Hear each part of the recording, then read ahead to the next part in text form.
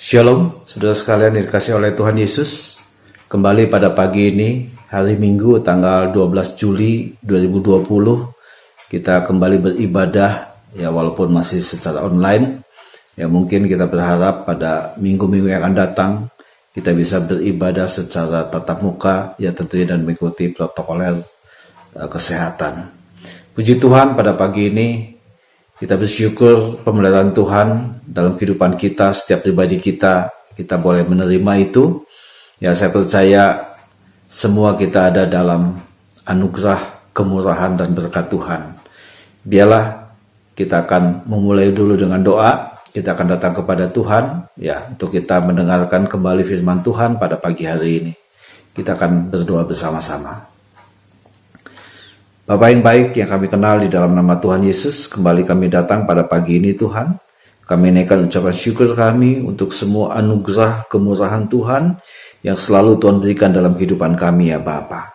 Kami boleh menerima semua kebaikan Tuhan, penyertaan Tuhan yang sempurna dalam setiap kehidupan kami. Sehingga pada pagi ini kami ada Tuhan. Untuk sebentar kami akan memulai di dalam ibadah online ini. Khususnya juga kami sebentar akan mendengarkan bahagian daripada firman Tuhan. Biarlah Allah Roh Kudus sendiri akan menjamah setiap hati kami, dimanapun kami berada di rumah kami masing-masing, supaya kami boleh tetap Tuhan menerima jamahan-Mu dan lawatan-Mu dalam setiap hati kami. Kami membuka hati kami, dan kami menyerahkan seluruh pemberitaan firman Tuhan pada pagi ini, hanya di dalam satu nama, yaitu di dalam nama Tuhan Yesus Kristus saja. Haleluya. Amin. Sekali lagi, saudara saya ucapkan selamat pagi ya, shalom bagi kita semua. Ya khususnya bagi jemaat GBT Kasih Kristus di Bandung. Ya kita bersyukur pada pagi ini kita masih tetap bisa beribadah walaupun secara online. Dan pada minggu ini ya ada beberapa hari istimewa. Ya saya ucapkan sekali lagi kepada Bapak Gembala kita ya, yang berulang tahun ke-85 pada tanggal 7 Juli 2020. Yaitu adalah hari ulang tahun Bapak Gembala kita yang ke-85. Ya, kita berdoa supaya Tuhan tetap memberikan kekuatan bagi hambanya, yang memberikan ekstra kekuatan bahkan bagi tubuhnya, ya sehingga hamba Tuhan, Bapak Gembala kita boleh Tuhan tetap pakai dalam usia yang cukup lanjut, ya untuk tetap bisa melayani kita dan memberikan contoh yang baik bagi kita dalam hal kesetiaan, ya untuk tetap bisa melayani Tuhan. Tuhan memberkati Bapak Gembala kita. Ya selamat ulang tahun. Tuhan memberkati buat dan keluarga. Dan juga pada tanggal 10 Juli itu adalah hari ulang tahun pernikahan dari Bapak Gembala kita dengan Ibu Gembala kita. Ini juga spesial karena ini hari ulang tahun pernikahan yang ke-60. Ya, orang mengatakan ini hari ulang tahun berlian. Ya, sangat jarang memang. Tapi kita bisa melihat ya bagaimana penyertaan Tuhan yang luar biasa dalam kehidupan Bapak dan Bapak Gembala dan Ibu Gembala kita. Ya, sehingga boleh melewati hari lepas hari dan bisa merayakan ulang tahun yang ke-60 pernikahannya pada tanggal 10 Juli yang lalu. Tuhan memberkati buat dan Tante. Sekali lagi selamat ulang tahun pernikahan berlian. Ya, hari pernikahan ulang tahun yang ke-60 buat dan Tante. Tuhan memberkati dan Tuhan tetap memberikan kekuatan ya bagi dan Tante, bahkan juga Tuhan melimpahkan berkatnya bagi seluruh keluarga dan maupun pelayanan yang ada. Puji Tuhan, saudara. Ya. Nah, saudara, pada pagi ini ya saya akan menyampaikan firman Tuhan. Ya, saya akan menyampaikan firman Tuhan dengan tema minta, cari dan ketok. Ya, sekali lagi, minta, cari, dan ketok.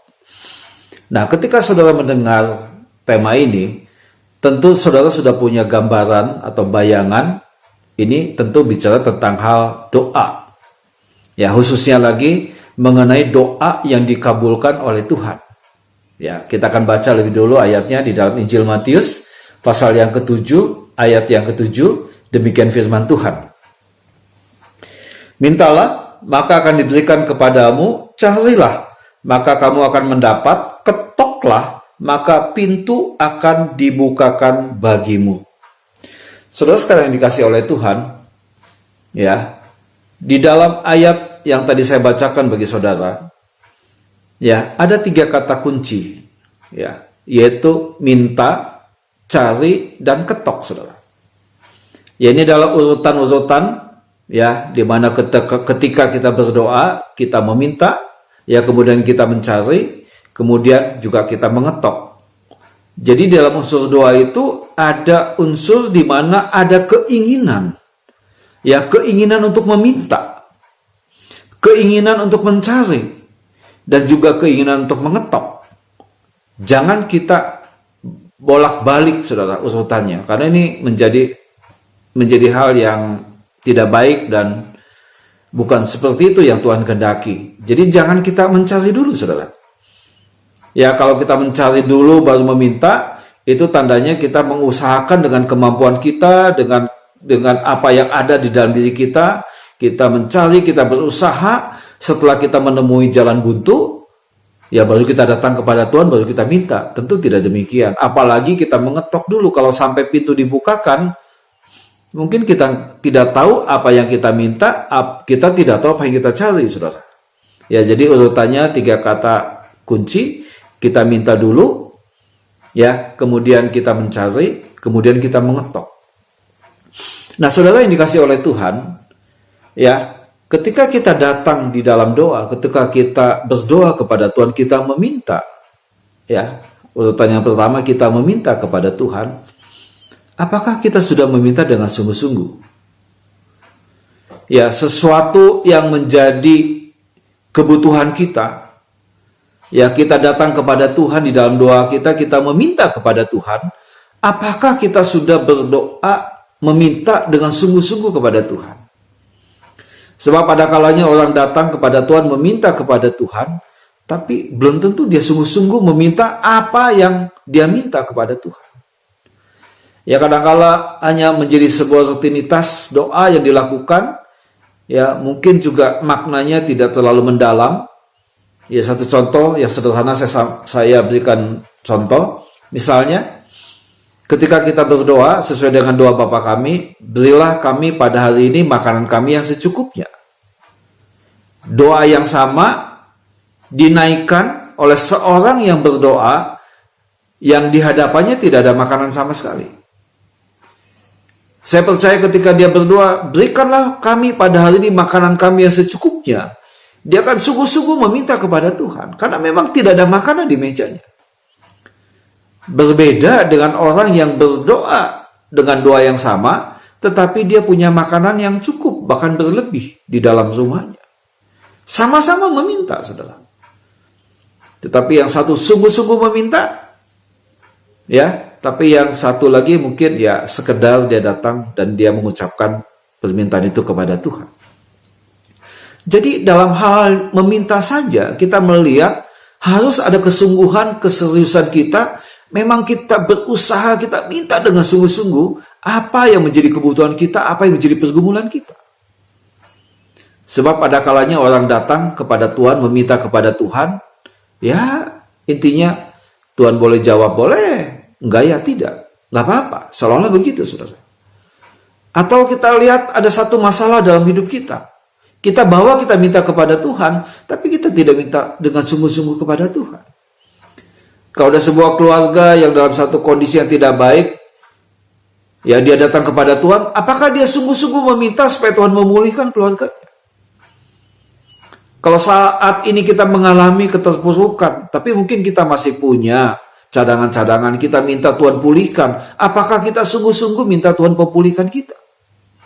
Dan lain sebagainya, saudara. Saudara, itu hanya satu contoh saja. Sebab ada kalanya ketika kita minta kepada Tuhan, kita nggak sungguh-sungguh, saudara, meminta dengan serius kepada Tuhan. Ya, tapi ayat yang tadi kita baca, yang saya bacakan bagi saudara, itu mengajarkan kepada kita, ketika kita minta, itu kita punya kesungguhan untuk memang kita meminta kepada Tuhan. Ya, tidak hanya sekedar meminta maksud saya, tapi kita sungguh-sungguh meminta kepada Tuhan. Apa yang menjadi pergumulan kita, apa yang menjadi kebutuhan kita, kita bawa kepada Tuhan, kita sungguh-sungguh datang kepada Tuhan, kita meminta dengan sungguh-sungguh kepada Tuhan. Kita harus menunjukkan bahwa kita memang meminta dan kita mau Tuhan memberikan jawaban ya atas apa yang kita minta. Nah, saudara, ada urutan yang kedua. Ya setelah kita meminta, Tuhan katakan carilah. Dengan kata lain, ada sesuatu yang kita kerjakan. Jadi minta saja kita dengan sungguh-sungguh, kemudian tentu mencari pun dengan sungguh-sungguh, saudara.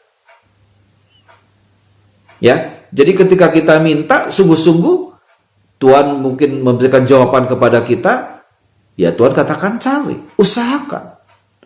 Jadi ada tindakan berikutnya yang kita lakukan, saudara. Tidak hanya sekedar meminta, kemudian kita berhenti, ya Tuhan menjawab doa kita, ya walaupun jawaban doa itu bisa, ya Tuhan memberikan seketika, ketika kita berdoa kepada Tuhan, Tuhan memberikan. Atau bisa juga Tuhan katakan, ya tapi tidak sesuai dengan apa yang kamu minta dalam doamu. Tuhan memberikan hal yang lain. Dan saya percaya kalau Tuhan memberikan hal yang lain, pasti itu yang lebih baik bagi kita. Atau Tuhan katakan, tunggu. Karena belum saatnya Tuhan memberikan itu bagi kita. Bisa juga Tuhan katakan, menolak. Tidak. Sebab kalau Tuhan memberikan apa ya yang kamu minta dan Tuhan memberikannya, itu tidak baik. Ya, saya ulangi. Sebab ketika kita meminta kepada Tuhan dengan sungguh-sungguh, ya kita mencari dengan sungguh-sungguh, dan Tuhan memberikan jawaban itu, kita juga berusaha menunjukkan permintaan kita, dan usaha kita itu sungguh-sungguh, saudara. Ya, satu contoh yang sederhana. Kalau hari-hari ini kita melihat pandemi COVID yang masih terus, saya melihat ya penambahan yang terpapar COVID ya cukup besar, ya tentu kita juga berdoa kepada Tuhan, bukan? Kita minta kepada Tuhan supaya Tuhan melindungi kita, melingkupi kita, dan menjauhkan dari kita terkena virus corona ini. Ya kita doa, kita minta buat kita, buat keluarga kita, buat orang-orang dekat yang kita doakan supaya Tuhan tetap melindungi kita. Jawaban Tuhan, ya. Nah, tentu harus ada usaha yang kita lakukan, mencari. Ada usaha yang kita lakukan. Ya, contohnya apa? Ya, jangan ada dalam kerumunan orang banyak kalau kita tidak perlu ada di tempat itu. Ya, jangan ada dalam kerumunan orang banyak. Kemudian kemana-mana ya kita gunakan masker. Ya, kemudian juga kita rajin mencuci tangan dengan sabun dan mengikuti protokol kesehatan yang lainnya. Kita juga melakukan dengan sungguh-sungguh. Jadi kita minta dengan sungguh-sungguh, kita mencari, kita berusaha dengan sungguh-sungguh, dan nanti Tuhan yang memberikan jawaban bagi kita. Ya, itu satu contoh yang sederhana saja, saudara. Atau katakanlah dalam kondisi hari ini di mana orang mengalami kesulitan, mungkin secara keuangan, dia minta kepada Tuhan, Tuhan berkati saya, pulihkan keuangan saya. Mungkin Tuhan jawab ya. Tapi setelah itu, ya ada usaha, ada hal yang kita cari, yang menyatakan kita sungguh-sungguh loh kita meminta ini, dan kita mau dengan usaha yang kita nyatakan juga dengan sungguh-sungguh, sehingga Tuhan memberikan jawaban atas doa dan permohonan kita. Ya, kalau saudara berdagang, berdaganglah tentu dengan baik. Ya, kita mengusahakan. Ya, kalau membuat makanan, ya buatlah makanan yang enak. Buatlah makanan yang menarik mungkin. Gunakan mungkin hal-hal yang dapat kita gunakan untuk kita menawarkan makanan kita. Ya, jadi kita minta Tuhan pulihkan, kemudian kita berusaha, ya kita usaha dengan sekuat tenaga kita, dengan sungguh-sungguh. Berdaganglah dengan baik. Ya, kalau hari ini mungkin ada ketakutan di antara beberapa karyawan setelah mengalami mungkin ada yang temannya atau siapapun yang di PHK, kemudian dia menjadi khawatir untuk ada dalam perusahaan itu. Kemudian kita berdoa supaya Tuhan, saya tetap bekerja di dalam perusahaan ini. Kita minta dengan sungguh-sungguh karena saya butuh pekerjaan ini Tuhan. Tapi tunjukkan juga cara kita, usaha kita. Dengan cara apa? Ya mungkin kita bekerja bisa lebih baik lagi, bekerja lebih keras lagi, bekerja lebih smart lagi, saudara. Ya, kita tunjukkan bahwa kita minta, kemudian kita lakukan usaha kita dengan sungguh-sungguh. Jadi kalau dalam kondisi seperti ini, ya bekerja masih datang terlambat, pulangnya lebih cepat gitu, saudara. Ya, saya beberapa yang lalu saya keluar kota dan saya nginep di sebuah hotel. Dan saya melihat ada hal yang tidak baik, ketidakjujuran daripada resepsionis yang menerima saya ketika saya check out dari hotel itu. Dia sodorkan bill, saya tanda tangan bill itu. Kemudian saya bilang, saya minta billnya. Dia ada sedikit gugup, saudara. Ya, seharusnya dia memberikan bill yang memang saya tanda tangan karena itu ada lembar asli dan 2 kopi. Tapi ketika saya minta, dia agak sedikit gugup, dia tidak memberikan bill yang sudah saya tanda tangan. Tapi dia memprint ulang.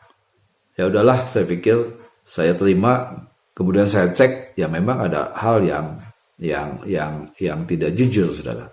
Tapi saya pikir saudara, ya walaupun memang seharusnya juga saya mengingatkan kepada dia, saudara. Tapi karena satu dan pertimbangan hal yang lainnya, ya sudahlah, saya terima saja. Nah, saudara, ini contoh-contoh yang sederhana. Jadi kita minta dengan sungguh-sungguh. Ya, kalau saudara punya permintaan, mintalah dengan sungguh-sungguh. Nah, kemudian tunjukkan bahwa kita itu menunjukkan kita serius kita minta dan upaya yang kita lakukan. Saya kata tadi, kalau berdagang, ya berdaganglah dengan baik. Kalau bekerja, ya bekerjalah dengan baik. Dan ada unsur yang ketiga, jangan kita lupa, yaitu ketuklah. Nah, kalau kita mengetuk pintu rumah seseorang, ya kita ketuk, ya dibukakan atau tidak, ya itu tergantung pemilik pintu rumah itu, saudara. Ya, pemilik rumah itu. Dia bisa cepat membukakan, mungkin juga dia tidak membukakan. Nah, di situ ada unsur di mana kita punya kesabaran ya untuk menanti pintu itu dibuka. Dan kata lain, ya saya mau katakan ada unsur berserah di sana. Minta tentu sungguh-sungguh, mencari dan berusaha juga dengan sungguh-sungguh, tapi semuanya berpulang kepada Tuhan, ada unsur berserah. Kita menyerahkan kepada Tuhan. Jadi kalau pada hari ini saudara sudah berdoa dengan sungguh-sungguh, meminta perlindungan Tuhan supaya keluarga kita sendiri terlindung, ya supaya jangan terpapar oleh COVID-19. Kemudian kita sudah berusaha juga dengan sungguh-sungguh melakukan hal-hal yang memang yang dapat mencegah kita tertular. Ya, tapi kalau misalnya sampai pun tetap itu kita terkena COVID-19, kemudian kita mau apa, saudara? Kita mau kecewa? Kita mau marah kepada Tuhan? Tentu tidak kalau kita mengerti prinsip dalam Matius pasal 7 ayat yang ke-7 ini. Ya, karena kita sudah mengambil bagian kita minta dengan sungguh-sungguh, kita berusaha, kita mencari dengan sungguh-sungguh, dan ada bagian Tuhan yang membuka pintu itu atau tidak bagi kita. Kalaupun kita harus kena, kita tetap tidak bisa kecewa. Tetap kita tidak bisa menyalahkan Tuhan. Karena saya percaya Tuhan tahu memberikan yang lebih baik bagi kita. Ya, kalaupun seandainya harus kena, toh bukan akhir daripada segalanya, saudara. Ya, COVID itu dapat disembuhkan. Ya, dan persentase kesembuhannya mungkin berbanding 90-10 di Indonesia. Cukup tinggi memang angka kematian. Tapi intinya kita punya Tuhan yang luar biasa. Ketika Tuhan mengizinkan sesuatu terjadi dalam hidup kita, tentu Tuhan punya maksud dan tujuan yang baik bagi kita. Ya, jadi dalam hal ini saya mau katakan kita minta dengan sungguh-sungguh, ya, kita mencari atau berusaha dengan sungguh-sungguh, dan kita menyerahkan kepada Tuhan sepenuhnya apa yang Tuhan mau, ya, untuk menjawab doa-doa dan permohonan kita. Jadi pada pagi ini mari kita belajar mengerti prinsip ini. Karena kalau kita mengerti prinsip ini, ya apapun yang kita naikkan di dalam doa kita, ya kita akan melihat jawaban Tuhan yang indah dalam hidup kita. Ya, tetaplah ada di dalam doa dan tetaplah yakin, ya, bahwa Tuhan menjawab doa kita. Sekali lagi mungkin jawabannya ya, tetapi bukan sesuai dengan keinginan yang kita minta. Tunggu atau tidak, ya itu adalah jawaban-jawaban Tuhan yang dapat diberikan kepada kita. Tapi kita percaya Tuhan akan memberikan yang terbaik bagi kita. Ya, karena seringkali apa yang dikatakan firman Tuhan yang tidak pernah terfikirkan oleh kita, ya. Itulah yang Tuhan berikan bagi kita. Ya, yang tidak pernah timbul dalam pikiran kita, itulah yang Tuhan berikan bagi kita. Dan saya percaya Tuhan memberikan yang terbaik bagi anak-anaknya. Nah, saudara sekalian yang dikasih oleh Tuhan Yesus, pada pagi ini kita akan belajar satu contoh yang baik, ya, mengenai kisah di mana Tuhan Yesus menyembuhkan seorang yang sakit kusta. Ya, di dalam Injil Matius pasal yang ke-8 ayat 1 sampai ayat ke-4, saudara boleh buka Alkitab saudara. Ini kisah di mana ketika Tuhan Yesus menyembuhkan seorang yang sakit kusta. Saudara, kita tahu bagaimana keberadaan orang yang terkena sakit kusta pada zaman waktu itu. Ya, kita melihat mereka diasingkan. Ya, karena keberadaan penyakit kusta itu, mereka harus diasingkan, mereka tidak bisa bergaul, ya, dengan sesama yang lainnya yang tidak terkena penyakit kusta. Mereka harus menjauh, ya, menghindar kerumunan orang banyak dan tidak boleh dekat dengan orang yang sehat, saudara. Ya, Imamat pasal 13 itu ada peraturan yang cukup banyak, ya, bagaimana keberadaan tentang penyakit kusta ini. Jadi mereka harus menjauh, ya, daripada orang yang sehat. Ya, jadi social distancing atau physical distancing itu sudah ada sejak zaman dulu. Ini dialami oleh orang yang sakit penyakit kusta. Jadi dia mesti jarak 1,5 meter sampai 2-3 meter.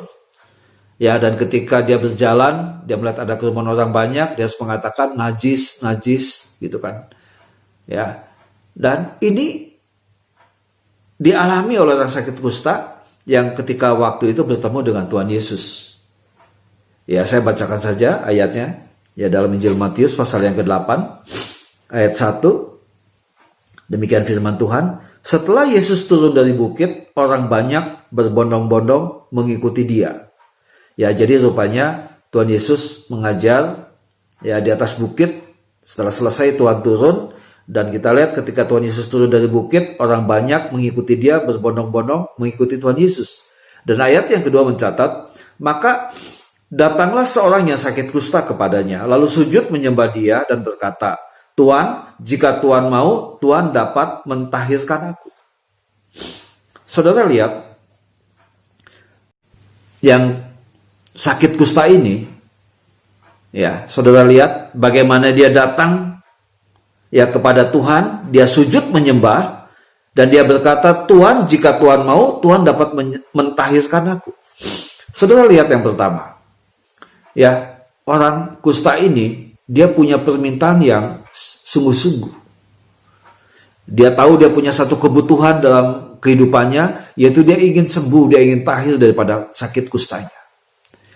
Jadi dia tahu dia berpenyakit kusta, dan dia ingin minta kepada Tuhan Yesus pada waktu itu kesembuhan atau Tuhan mentahirkan dia dari penyakitnya. Dan saya lihat ini permintaan yang sungguh-sungguh. Kenapa saya dapat kata demikian? Dia nekat menerobos kerumunan orang banyak dengan segala risiko yang harus dihadapi. Ya, dia nekat, ya, ayat 2 mencatat dia datang, dia sujud menyembah kepada Tuhan Yesus. Itu tentu jarak yang dekat antara dia dengan Tuhan Yesus. Nggak sampai 1,5 meter pasti.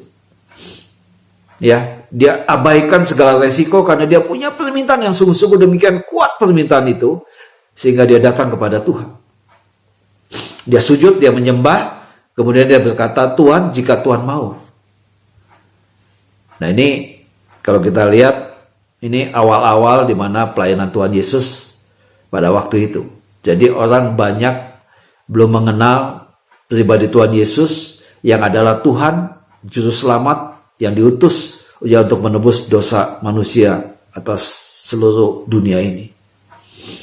Tapi kita lihat, ya, orang kusta ini dia punya keyakinan, dia percaya bahwa pribadi, ya, tokoh ini yaitu Tuhan Yesus, ya, adalah pribadi yang mampu melakukan mujizat, yang mampu melakukan hal-hal yang besar. Ya, tapi dia belum mengerti betul, dia belum mengenal benar bahwa Yesus adalah Tuhan dan Juru Selamat. Sebab itu ketika dia datang kepada Tuhan Yesus, dia sujud menyembah, dia mengatakan Tuhan, bukan Tuhan. Tuhan. Ya, tapi walaupun demikian kita lihat Tuhan jika Tuhan mau. Ya, bukan Tuhan jika Tuhan mampu. Tentu berbeda artinya. Kalau dikatakan Tuhan jika Tuhan mau, berarti memang dia punya kuasa untuk melakukan apa yang dia minta. Tapi kalau dikatakan Tuhan jika Tuhan mampu, berarti dia meragukan. Tuhan tidak bisa melakukan apa yang dia minta. Jadi iman dan percayanya, kesungguhannya orang yang sakit kusta ini menjadi contoh yang baik bagi kita. Dia minta dengan segala resiko dihadapi, kemudian datang kepada Tuhan. Ya, walaupun pada waktu itu dia belum mengenal dengan benar, tapi dia katakan Tuhan, jika Tuhan mau, maka Tuhan dapat mentahirkan aku. Dia percaya apa yang dia minta, dia dapat mendapatkan itu. Ya, nah, tetapi kita lihat. Ya, dalam perkataan yang dikatakan oleh orang kusta ini, Tuhan jika Tuhan mau. Artinya apa? Unsur yang pertama dia sudah dapatkan, dia minta kepada Tuhan dengan kesungguhan hatinya. Ya, dengan segala risiko yang sudah dihadapi, dia labras itu semua. Dia datang kepada Tuhan, dia mencari, dia mendapatkan, dan dia sujud menyembah kepada Tuhan. Dan hal yang menarik, hal yang ketiga adalah ketok pintu tadi. Jadi ada unsur berserah.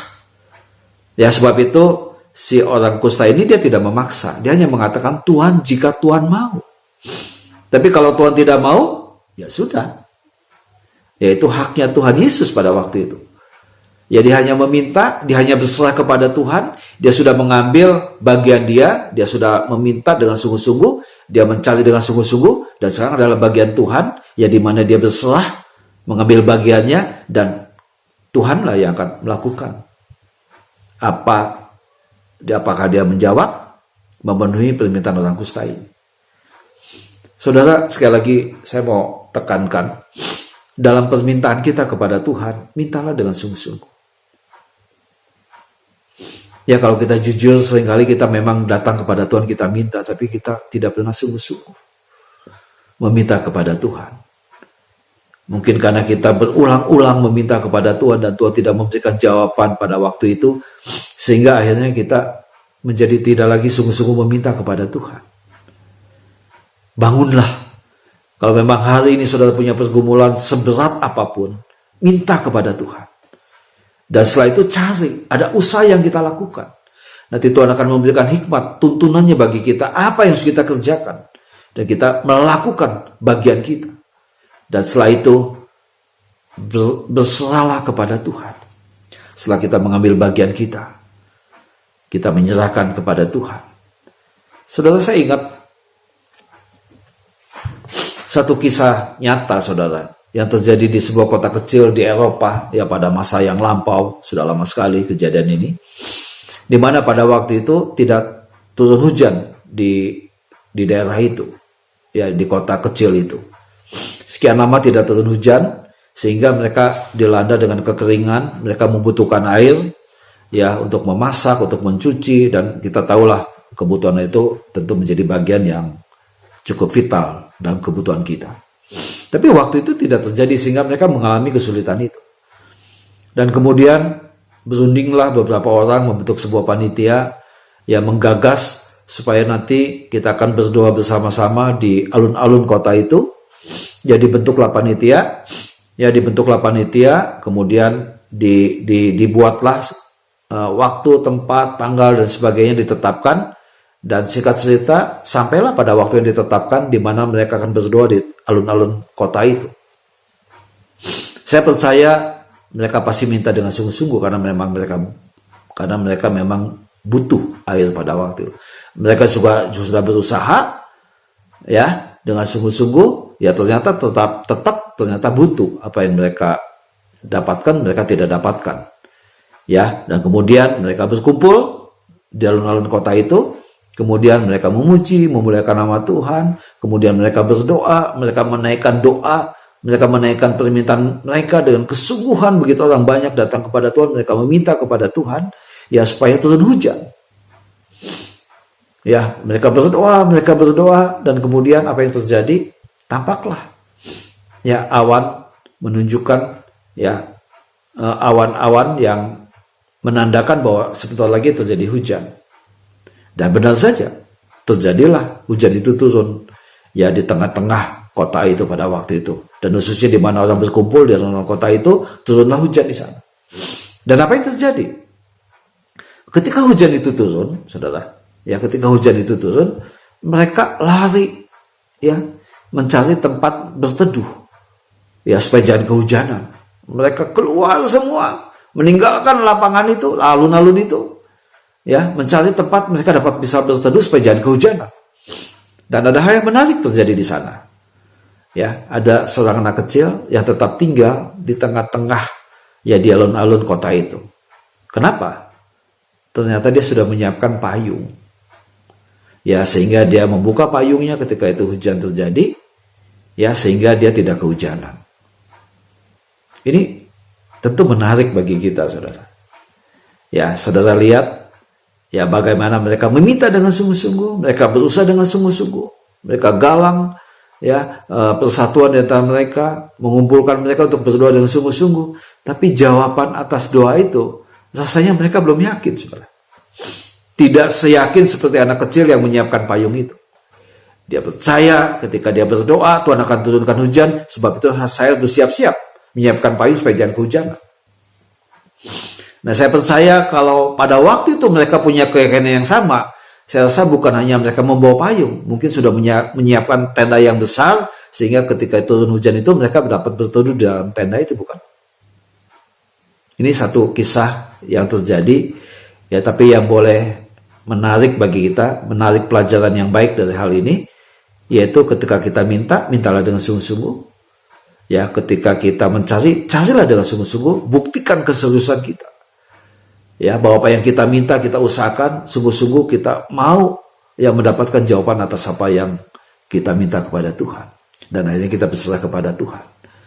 Dan saya percaya ketika memang kita meminta dengan sungguh-sungguh, berusaha atau mencari dengan sungguh-sungguh, dan itu memang menjadi satu kebutuhan yang kita perlukan dalam hidup kita, sesuai dengan kehendak Tuhan, maka saya percaya Tuhan akan memberikan jawaban itu dalam hidup kita. Nah, kembali kepada kisah ini, ya, di mana ketika orang kusta ini datang, dia sujud menyembah kepada Tuhan dan berkata, Tuhan, jika Tuhan mau, Tuhan dapat mentahirkan aku. Lalu ayat ketiga mengatakan, lalu Yesus mengeluarkan tangannya, menjamah orang itu dan berkata, aku mau, jadilah engkau tahir. Seketika itu juga tahirlah orang itu daripada kustanya. Nah, dalam kisah ini Tuhan memberikan jawaban yang langsung, ya, aku mau. Maka tahirlah orang kusta itu. Ya, memang tidak selamanya jawaban doa seperti itu. Tapi saya percaya ketika kita berdoa, kita meminta dengan sungguh-sungguh, ya ada jawaban daripada Tuhan. Ya, carilah, usahakanlah. Kamu buktikan bahwa kamu serius, bahwa kamu ingin ya apa yang kamu minta itu terwujud dalam hidup kita. Ya, mungkin satu contoh lagi, satu hal yang gampang. Ya, ketika kita berdoa kepada Tuhan, ya seorang yang lulus dari sekolah menengah atas, ya dia berdoa kepada Tuhan, Tuhan, saya mau masuk ke dalam sebuah perguruan tinggi yang baik. Ya, dia minta kepada Tuhan. Katakanlah sungguh-sungguh dia minta kepada Tuhan, Tuhan, saya mau loh Tuhan, saya masuk ke dalam perguruan tinggi yang ternama, yang terbaik. Ya, Tuhan katakan, iya. Tapi buktikan usaha kita. Jangan kita mau, udah tahu, tentu kita tahu. Ya, kalau kita masuk dalam sebuah perguruan tinggi yang ternama, tentu banyak saingan, orang berlomba untuk masuk ke sana. Tunjukkan bahwa kita meminta dengan sungguh-sungguh, dan kita tunjukkan usaha kita juga melakukan dengan sungguh-sungguh. Mungkin kita belajar, ya kita atur, kita disiplin, kita belajar. Bukan hanya 1 minggu, 2 minggu, 1 bulan, mungkin berbulan-bulan, bahkan lebih dari 1 tahun mungkin kita mempersiapkan itu. Itu menunjukkan apa yang kita minta dan usaha yang kita lakukan, kita sungguh-sungguh di hadapan Tuhan. Dan nanti Tuhan sendiri akan memberikan jawaban atas kita. Ya, kalau memang itu sesuai dengan apa yang Tuhan mau, kita bisa masuk di sana. Tapi kalaupun seandainya tidak, Tuhan pasti memberikan yang terbaik juga bagi kita. Ya, jadi dalam kisah ini, seketika itu juga tahirlah orang kusta itu. Saudara, ada beberapa hal yang menarik sebetulnya, ya, daripada orang kusta ini kita belajar ya tentang prinsip doa yang ada dalam kisah ini. Ya, orang yang pertama kita lihat orang kusta ini begitu nekat. Ya, dia sungguh-sungguh, dia serius, dia gigih, ya, dia siap menanggung risiko apapun yang terjadi dalam hidupnya, ya karena dia sudah menunjukkan itu dengan dia mencari, dia berusaha, dia datang kepada Tuhan Yesus, ya dia sujud, dia menyembah, ya itu adalah hal yang dia lakukan. Ya, keyakinan yang kuat bahwa doanya akan dijawab, ya sesuai dengan apa yang Tuhan Yesus mau tentunya. Ya bukan kemauan dia, memang dia punya kemauan, memang dia punya kebutuhan. Ya tapi dia yakin bahwa Tuhan akan menjawab doanya sesuai dengan apa yang Yesus mau. Sebab itu dia katakan Tuhan jika Tuhan mau. Ya kalau memang Tuhan mau, terjadilah. Dan kita melihat karena permintaan yang sungguh-sungguh, ya dia minta, dia cari dengan sungguh-sungguh, usaha yang dia lakukan, dan dia juga mengetuk dan berserah sepenuhnya kepada Tuhan. Akhirnya terjadilah jawaban doa atas orang kusta ini. Orang kusta ini akhirnya ditahirkan. Jadi kita ngerti prinsip yang sederhana ini di dalam doa. Bagaimana kita meminta kepada Tuhan. Ya, bagaimana kita mencari. Dan bagaimana kita mengetok pintu. Ya, dan ketika orang kusta ini sudah ditahirkan, ayat yang keempat, ini ayat terakhir saya bacakan bagi saudara. Demikian firman Tuhan. Lalu Yesus berkata kepadanya, ingatlah, jangan engkau memberitahukan hal ini kepada siapapun, tetapi pergilah, perlihatkanlah dirimu kepada imam, dan persembahkanlah persembahan yang diperintahkan Musa sebagai bukti bagi mereka. Ada sikap yang Tuhan ingin kita kerjakan ketika kita menerima jawaban doa yang Tuhan kabulkan dalam hidup kita, yaitu jangan lupa, saudara, ya, jangan lupa, ya, untuk memenuhi kewajiban kita, ya, sesuai dengan hukum Taurat pada waktu itu. Jadi pada waktu itu, ya, hukum Taurat, ya, apalagi zaman sebelum Tuhan Yesus juga diajarkan, ya, ketika seorang kusta dinyatakan sembuh, dia harus menunjukkan dirinya kepada imam. Nanti imam akan memeriksa apakah dia memang betul-betul sembuh atau tidak. Ya, nah ketika ternyata memang dinyatakan sembuh, maka orang ini harus memberikan korban. Ya, dengan kata lain, taatilah firman Tuhan, bersyukur dan taatilah firman Tuhan. Ya, orang kusta ini dia melakukan seperti apa yang Tuhan mau. Jadi pada waktu itu memang belum saatnya, ya, Yesus dinyatakan, ya, seperti sesudah dia mengalami kematian dan kebangkitan. Kalau pada setelah Yesus mengalami kematian dan kebangkitan, ya, di sanalah orang pergi ke seluruh dunia untuk memberitakan tentang Yesus yang menjadi Tuhan dan Juru Selamat kita. Tapi pada waktu itu belum, karena Yesus harus masih banyak mengajar, ya, memberikan pengertian kepada mereka. Mereka jangan hanya melihat sebuah pribadi yang mampu melakukan mujizat, hal-hal yang besar dalam kehidupannya pada waktu itu, tapi mereka belum siap, yang dimana Yesus yang sama akan mengalami kematian di atas kayu salib, ketidakberdayaan seolah-olah, sehingga dia harus menanggung dosa manusia dan dia mati di atas kayu salib. Itulah yang belum tentu orang siap untuk menerima itu. Ya, sebab itu dikatakan, kamu tunjukkan dirimu kepada imam, dan setelah dinyatakan sembuh, kamu berikan korban. Ya, jadi taati. Ya, taati selalu firman Tuhan dalam kehidupan kita. Ya, tentunya kita bersyukur untuk apa yang Tuhan lakukan dan Tuhan berikan itu dalam hidup kita. Ini prinsip yang sederhana, saudara. Saya rasa ini firman Tuhan yang mudah kita mengerti, tapi mempunyai makna yang kalau kita lakukan itu menjadi bagian dalam hidup kita. Doa adalah menjadi bagian dalam hidup kita. Kita tidak lepas dari doa ini. Ya, sesuatu yang memang harus ada dalam kehidupan kita. Ya, yang kita jalani, yang kita lakukan kehidupan kita sehari-hari. Dan biarlah pada saat kita berdoa bukan hanya rutinitas doa yang kita lakukan, ya, tanpa makna, tapi berilah makna atas setiap doa-doa yang kita naikkan kepada Tuhan. Renungkan, ya, hayati setiap perkataan yang kita naikkan di dalam doa kita. Ya, apakah sesuatu yang kita minta kepada Tuhan? Kita tunjukkan, kita serius, kita sungguh-sungguh, kita meminta kepada Tuhan, dan kita menunjukkan usaha kita mencari dengan sungguh-sungguh juga, saudara. Ya, dan setelah itu kita datang kepada Tuhan, kita berserah, karena kita percaya Tuhan akan memberikan yang terbaik bagi kita. Puji Tuhan. Ya, demikian firman Tuhan yang dapat saya sampaikan pada pagi ini. Ya, tetaplah kuat di dalam Tuhan. Ya, walaupun sudah sekian lama kita tidak bisa bertemu bertatap muka. Ya, tapi kita juga punya kerinduan yang sama. Kita akan tetap berdoa bersama-sama. Ya, pada minggu-minggu yang akan datang. Ya, biarlah Tuhan memberikan kesempatan bagi kita. Ya, untuk dapat kita beribadah secara bertatap muka. Ya, tentunya nanti pada waktu dan saat yang tepat yang Tuhan memang kehendaki kita boleh melakukan itu semua. Ya, Tuhan memberkati kita semua. Mari kita tundukkan kepala kita bersama-sama. Kita akan berdoa kembali bersama-sama. Bapa yang baik, kembali kami datang pada pagi ini. Kami ini kan ucapan syukur kami ya Bapa. Kalau pada pagi ini kami boleh kembali mendengarkan firman Tuhan. Dan biarlah Tuhan tanamkan kebenaran firman-Mu dalam setiap hati kami. Khususnya bagi jemaat kasih Kristus. Dan juga mereka yang melihat rekaman khotbah ini ya Bapa. Supaya mereka juga diberkati. Dan biarlah Tuhan Kau yang menolong setiap pribadi kami ya Bapa. Kami percaya apa yang kami minta, apa yang kami cari, dan apa yang kami ketuk Tuhan. Semuanya Tuhan, kami boleh melihat jawaban Tuhan yang terbaik atas semua yang kami mohonkan kepadamu ya Bapa. Terima kasih pada pagi ini ya Bapa. Kami bersyukur buat semuanya. Dan terima kasih Tuhan.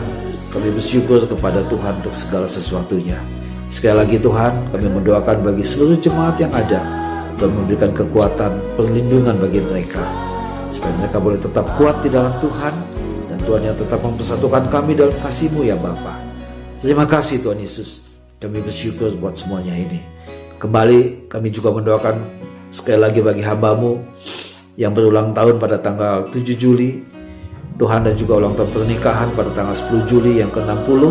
Tuhan memberkati hamba-Mu. Tuhan yang memberikan kekuatan bagi hamba-Mu. Tuhan juga yang mendengar segala doa-doa, permohonan, permintaan yang dinaikkan oleh hamba-Mu ya Bapa. Supaya hamba-Mu tetap Tuhan memberikan kekuatan secara tubuh, secara fisik maupun secara rohani ya Tuhan. Sehingga tetap kuat, tetap sehat. Dan juga kerinduannya untuk tetap dapat melayani Tuhan dalam usia yang cukup lanjut. Hamba-Mu boleh tetap menjadi contoh yang baik, teladan yang baik bagi jemaat yang dilayaninya. Dalam hal kesetiaan ya Tuhan, kami boleh sampai akhir tetap melayani Tuhan dalam hidup kami ya Bapa. Berkati sekali lagi hamba-Mu, Tante juga, Ibu Gembala kami. Tuhan juga memberi kekuatan kepada Ibu Gembala kami. Biarlah Tuhan anugerah-Mu turun atas keluarga ini. Tuhan pakai buat seluruh keluarganya juga, seluruh pelayanan yang ada ya Bapa. Sehingga melalui pelayanannya Tuhan, nama Tuhan boleh diagungkan dan dimuliakan ya Bapa. Terima kasih Tuhan Yesus. Kami bersyukur pada pagi ini. Dan biarlah kami mengakhiri ibadah kami atau pemberitaan firman-Mu pada pagi ini. Kami mohonkan juga berkat-Mu Tuhan bagi jemaat-Mu. Dan biarlah kami percaya Tuhan bahwa berkat yang daripada Allah Bapa, kasih sayang yang daripada Tuhan Yesus Kristus, dan juga persekutuan di dalam Allah Roh Kudus ada tercurah bagi setiap hati kami. Hari ini sampai kami boleh masuk di dalam kekekalan bersama-sama dengan Tuhan. Di dalam nama Tuhan Yesus kami sudah naikkan dan kami bersyukur buat semuanya ini. Semua kita katakan amin. Tuhan memberkati kita semua. Sampai berjumpa di dalam ibadah yang akan datang. Apakah masih kita secara online ataupun nanti beribadah secara tatap muka. Tuhan memberkati kita semua. Shalom dan sampai jumpa.